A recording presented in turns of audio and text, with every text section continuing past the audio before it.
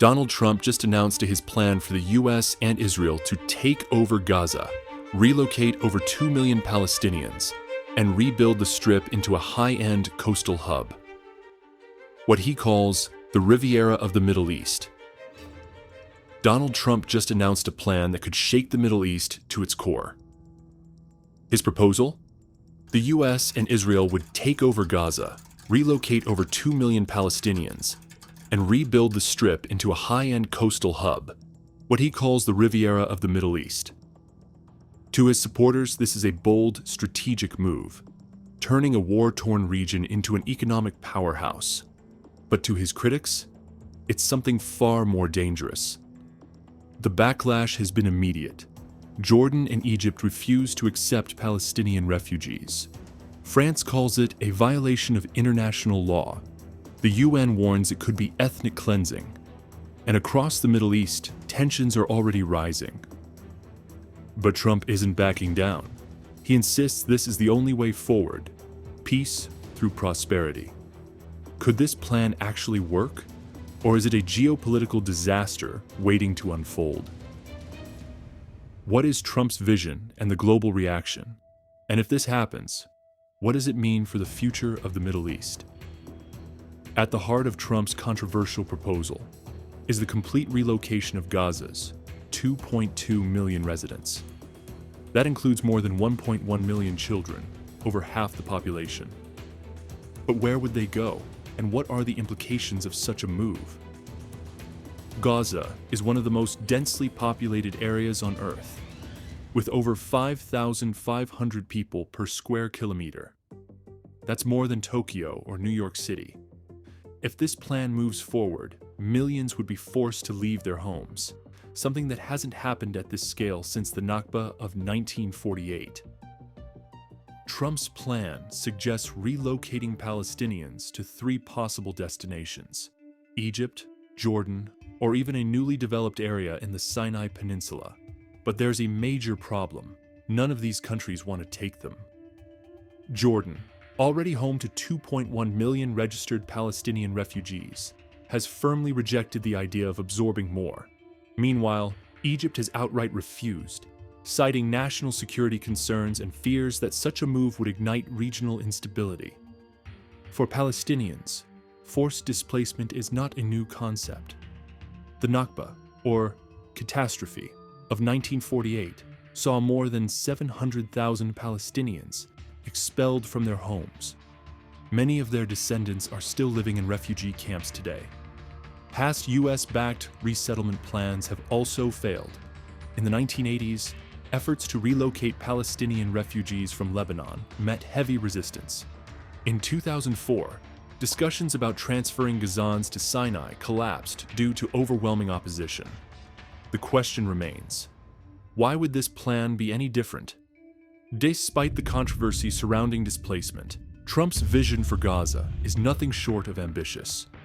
He envisions transforming the war-torn territory into a high-tech hub, a luxury resort destination, and a center for agricultural innovation.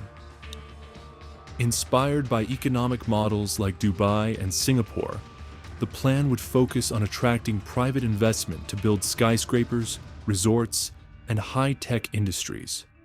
According to Trump, this would create jobs, boost regional trade, and modernize the Middle East's economic landscape. A key part of the plan is infrastructure.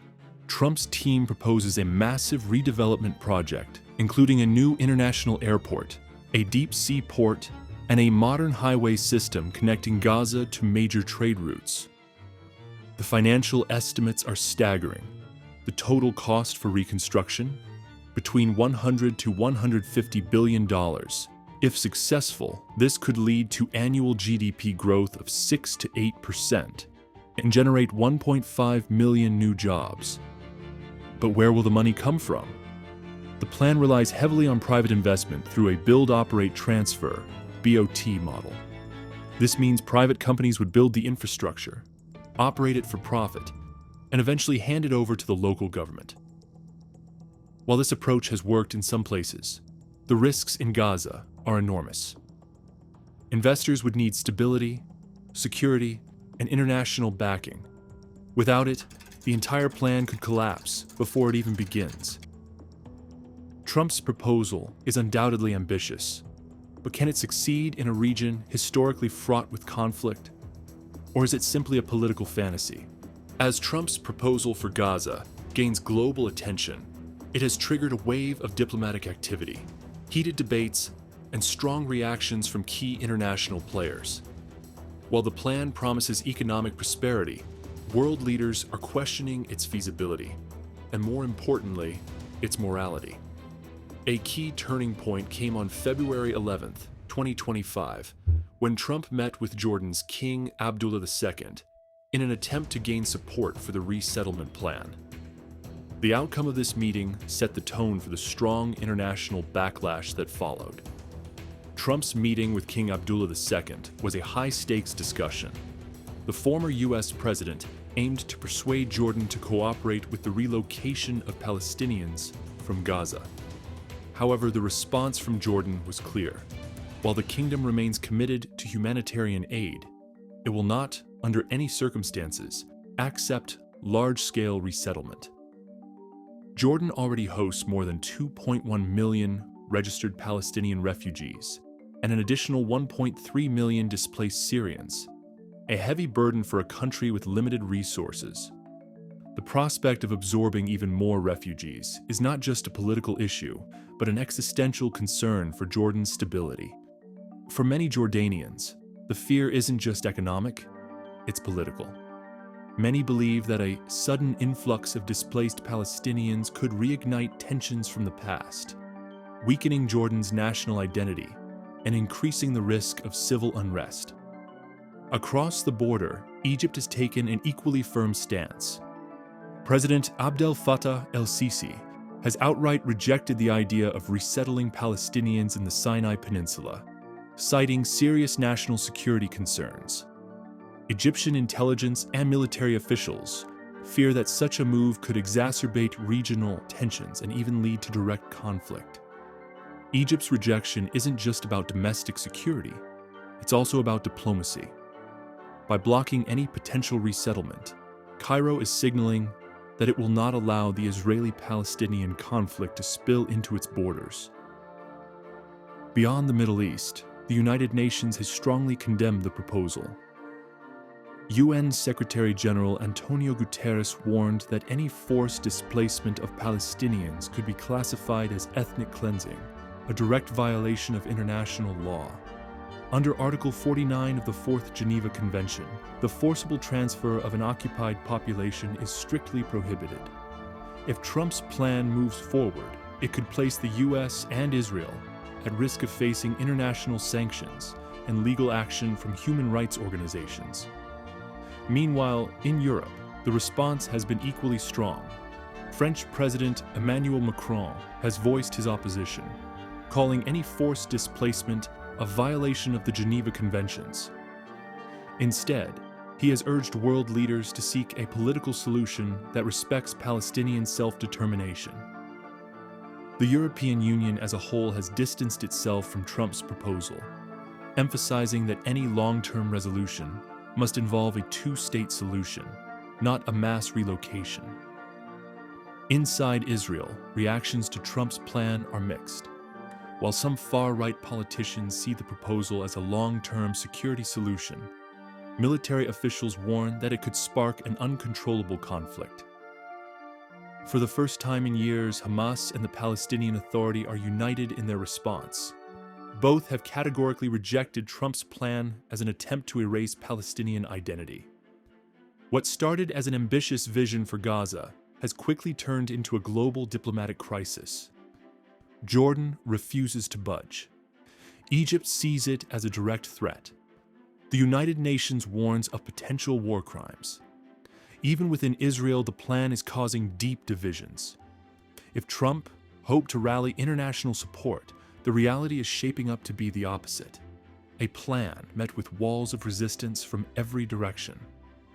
But despite the mounting opposition, Trump remains undeterred. His allies argue that world leaders are short-sighted, that the critics lack a viable alternative, and that radical solutions are needed to break the endless cycle of war in Gaza. Yet, With no clear political backing, the biggest question remains. Even if Trump could push this plan through, could it actually work? Turning Gaza into a high-tech paradise might sound promising on paper, but the reality is far more complicated. Who will pay for it? Who will build it? And with the entire region on edge, can an investment-driven future ever take root in a land so scarred by war? A city of the future, built on the ashes of war, a clean slate or a logistical impossibility. Even if Trump were to overcome political resistance, the reality of implementing this plan raises some uncomfortable questions. The challenge isn't just persuading world leaders. It's about proving that such a radical transformation can even be executed.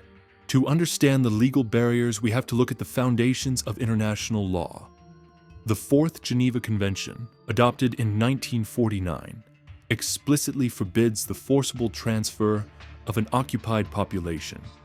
According to Article 49, an occupying power shall not deport or transfer part of its own civilian population into the territory it occupies.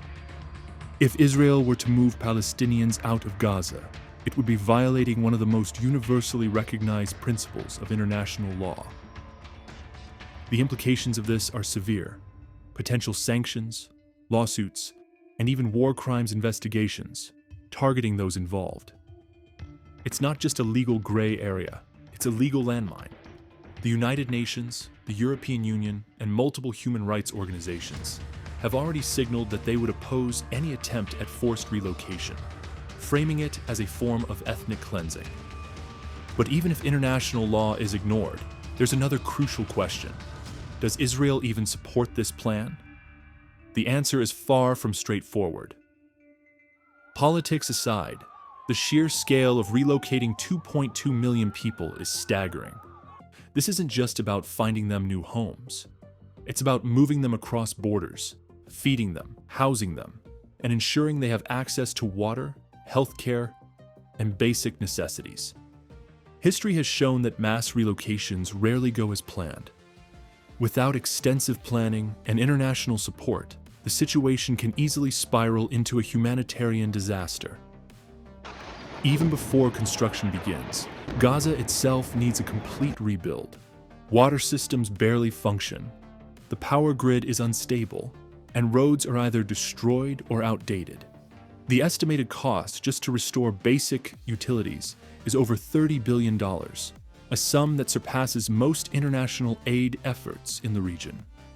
Even if the logistical barriers were overcome, there's still the matter of financing.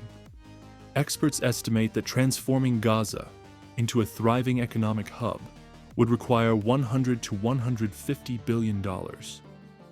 But where would this money come from? Beyond money, there's another crucial issue.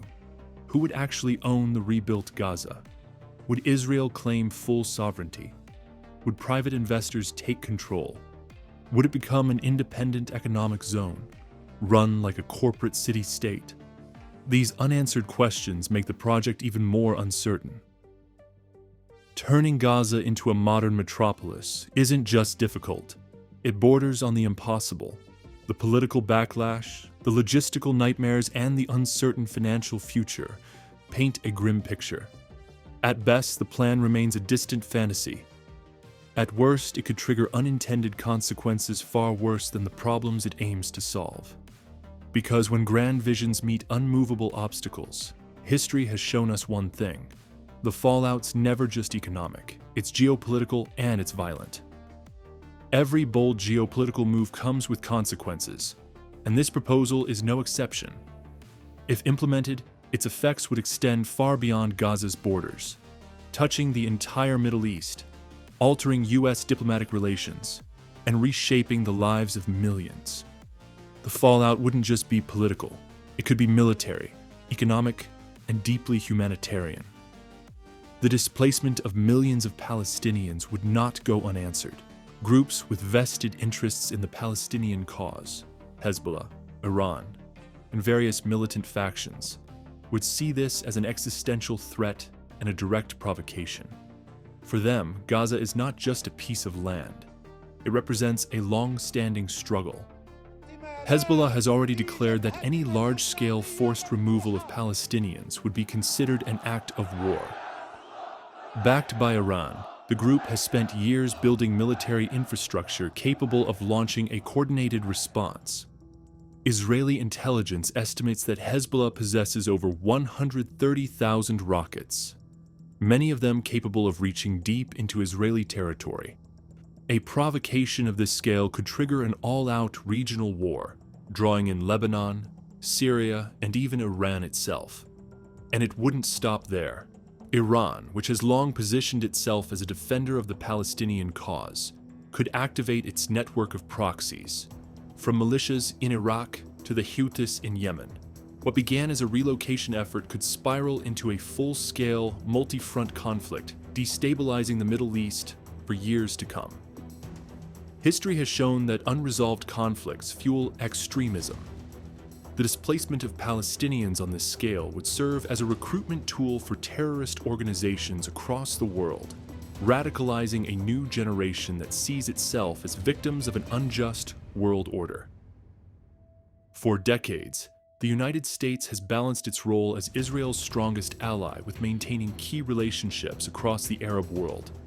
Trump's Gaza plan threatens to upset the delicate balance at a time when Washington is already facing diplomatic strain in the region.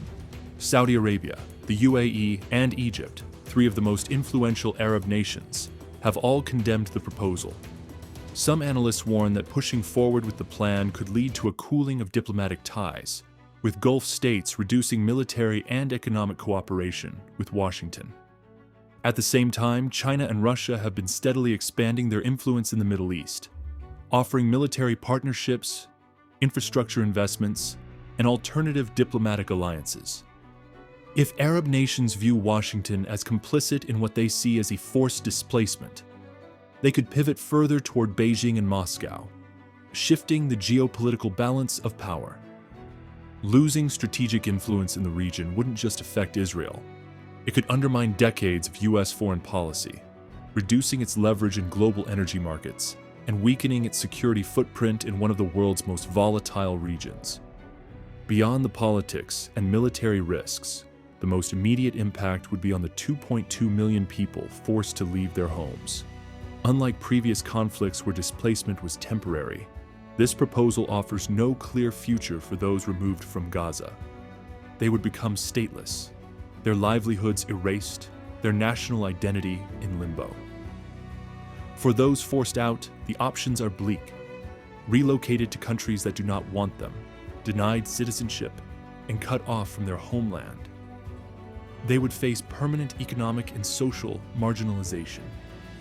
Their fate could mirror that of Palestinian refugees in Lebanon, who have lived in limbo for generations with no legal status, no right to own property, and no access to decent jobs. The international community could intervene, offering humanitarian aid, but no amount of food or shelter can replace what these people would lose: their sense of belonging, their history, and their hope for a self-governed future. Trump's Gaza plan stands at the intersection of ambition and controversy. Its supporters argue that it could bring economic transformation to a region plagued by instability. Its critics warn of irreversible damage: geopolitical, humanitarian, and military. On one hand, a rebuilt Gaza could mean jobs, infrastructure, and investment. On the other, forced displacement could set off a chain reaction of conflict, terrorism, and diplomatic fallout that would be felt for decades. So where does this leave us? A bold solution to an unsolvable problem, or a reckless gamble that could drag the Middle East into further chaos? Now, we turn the question over to you. Is Trump's Gaza proposal a necessary step toward peace, or a disaster waiting to happen? Let us know your thoughts in the comments below.